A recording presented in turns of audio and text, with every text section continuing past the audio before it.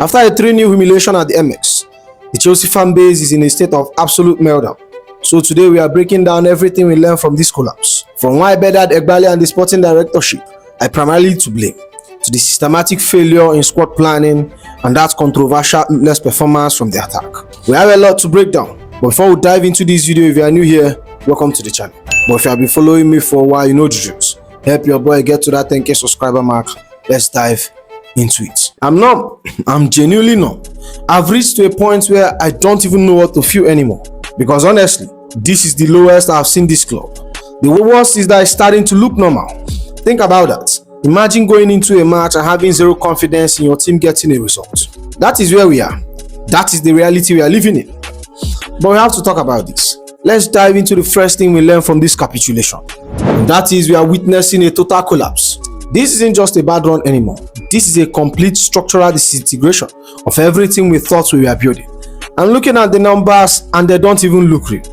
It's reached a level of historical failure that I never thought I would see in my life.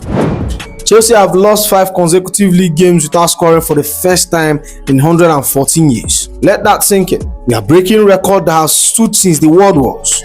We are watching 114-year standards being flushed away in a matter of weeks. Across our last 9 games, only Tottenham has picked up fewer points than us. We are bottom tier in form, and I'm genuinely dumbfounded how the floor has fell out from under us. The most infiltrating part, it's not like we aren't getting into the right areas. It's the lack of conviction. It's the lack of a killer in the final third. Chelsea finishing has been spectacularly bad. Since mid-March, they are the only team in the Premier League not to score, despite having the most shots. We are literally the only team in the league that haven't found the net in over a month. It's a statistical anomaly of the worst kind. Look at the data from our last 4 games. 64 shots, 13 shots on target, 5.03 xg, 0 goals. In the same period, they have conceded 8 goals from 39 shots they have faced. When we have an xg of over 5, we should have 5 goals on board, but we have 0.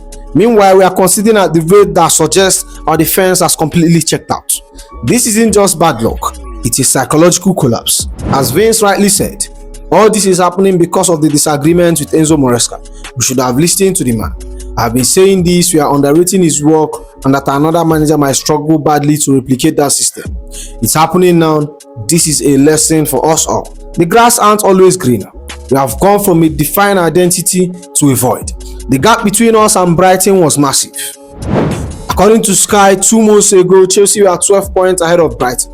As it stands, Brighton are now 2 points ahead of Chelsea. How do you swing 14 points in 2 months? You do it by sacking a manager who has won the Conference League, a Club World Cup, including that 3-0 demolition of PSG, just because he dare critique the medical department and the support structure. Bedard Egbali and the ownership consulting prioritize alignments over elite performance. And now we are paying the price. They brought in Liam Rossini on a 6.5-year contract to be a developer. But we aren't a development firm. We are Chelsea, or at least we used to be. The drop-off is staggering. Maresca has a 59.78% win rate, 2.07 goal per game, 2 trophies. Liam Rossini, 41.6% win rate, 1.42 points per game, and 0 goals in our last 5 league games. Their identity has evaporated. Maresca's rigid play gave these players a blueprint, and without it, they look lost. We have spent 1.5 billion to be leapfrogged by Brighton at the Amex. This isn't a project anymore. It's a crisis of identity, and the hierarchy needs to be held accountable. Which brings me to the second thing we learn. Sack this manager. I'm not going to sugarcoat it. I'm done. Like I said after the Manchester United game, sack this man. It's over. We are watching a manager who is fundamentally out of his depth. And every minute he spent in that dugout is another minute of damage to this football club. The data is damning. It's not just a feeling anymore. The numbers proved we have regressed to a level that is quite embarrassing for a club of this stature. Chelsea have now lost more Premier League games under Liam Rossini, 6 in 13 this season than they did under Enzo Maresca, 5 in 19.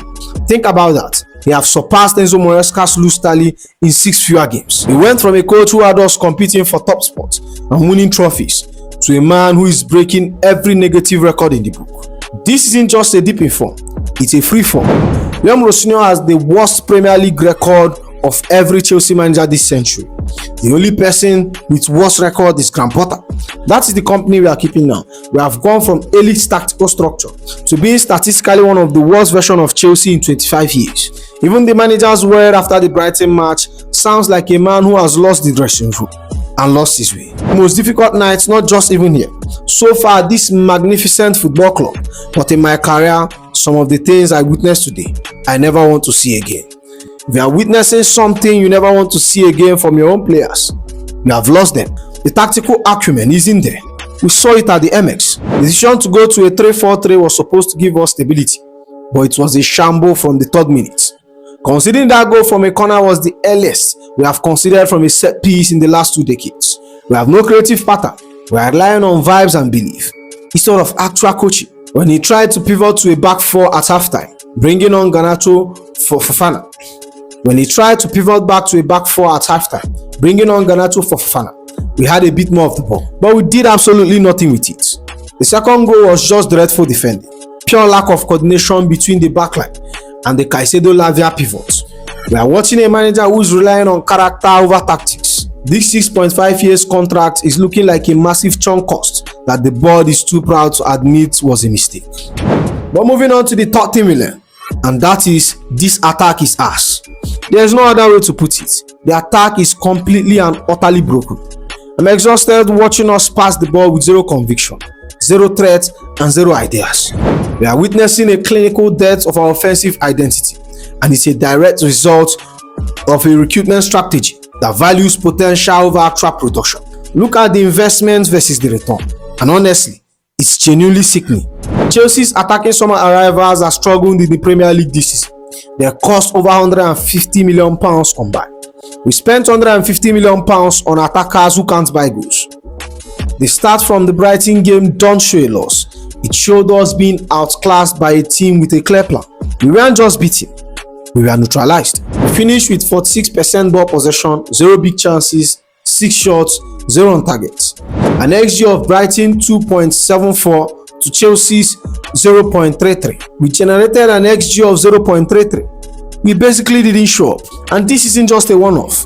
Look at the aggregate of our last 5 games. Chelsea 6.01 to opponent 7.83. We have an expected goal of 6, yet we have scored 0. Meanwhile, we have shipped 11 goals. We have now failed to find the back of the net in over 450 minutes of Premier League football. That is over 7.5 hours of football without a single Chelsea fans being able to celebrate a goal. It's a historical ignominy. The absence of Cole Palmer and Joao Pedro has exposed a creative vacuum that is frankly terrifying. We rely so heavily on individual brilliance that when you take out those pieces out, the system collapses. Neto, who was supposed to be the guy to lead the line in this moment, instead, he produced an absolute stinker. He finished with a 5.9 rating, 0 key passes, 1 accurate cross, 0 shots.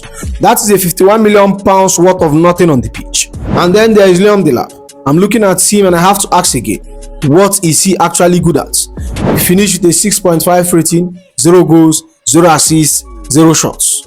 He looked isolated, ineffective, and frankly, out of his depth. This is the strategic error of Winstanley and Stewart. The system automatically removed every bit of finishing ability we had. They sold Christopher Nkunku to AC Milan for peanuts and loaned out Nicholas Jackson to Bayern. They called it trimming of fats, but all they did was starve the squad of goals. They are now relying on teenagers to carry a global powerhouse through a crisis. It's a failed strategy. You cannot win in the Premier League with an unbalanced and inexperienced attack that has no clinical edge. We are watching a development project turn into a disaster in real time.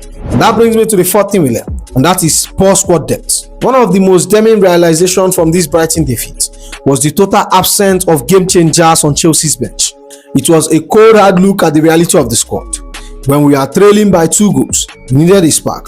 Let Mourinho look at the substitute list and saw absolutely nothing that offers a genuine offensive threat. The introduction of Maguire and Dario Sugo, a defensive midfielder, tells you everything you need to know. We have a squad built on the principle of potential rather than their current ability. This depth mirage is a slap on the face of every supporter, especially considering the club has spent in excess of £1.5 billion to assemble what is statistically the most expensive squad in the history of the sport. The hierarchy loves to cite the injuries crisis as a mitigating factor, But at what point do we stop calling it bad luck? The concentration of muscular injuries to Rhys James, Extoval, Jamie Gittins, and Joao Pedro suggests one of two things: either a complete failure in the medical department, or an over-reliance on a tiny core of high-intensity players, because the rest of the squad is bloated mediocrity. Rosinho's defense his training method by pointing at the volume of the games, but that doesn't smooth the fans. We have heard it all before. Our defensive spine is suffering from the exact same lack of leadership.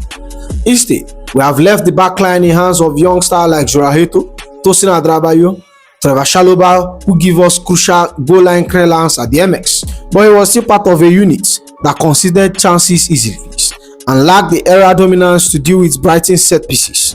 This structural fragility isn't an accident. It's a direct result of the sporting directors' refusal to sign experienced, established centre-backs. They rather sign a project with high resale value than players who actually knows how to lead a defense in the Premier League. We aren't building a winning team, we are building a portfolio, and it's failing. Which brings me to the last thing we learned: the players are mentally checked out.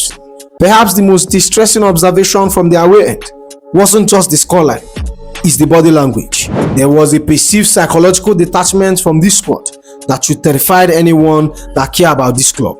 It's been over 4 months since Chelsea kept a clean sheet in an away league game. There's a stark difference in mentality between us and the team we were playing. Brighton played with clinical intensity, while we appeared forced to be there.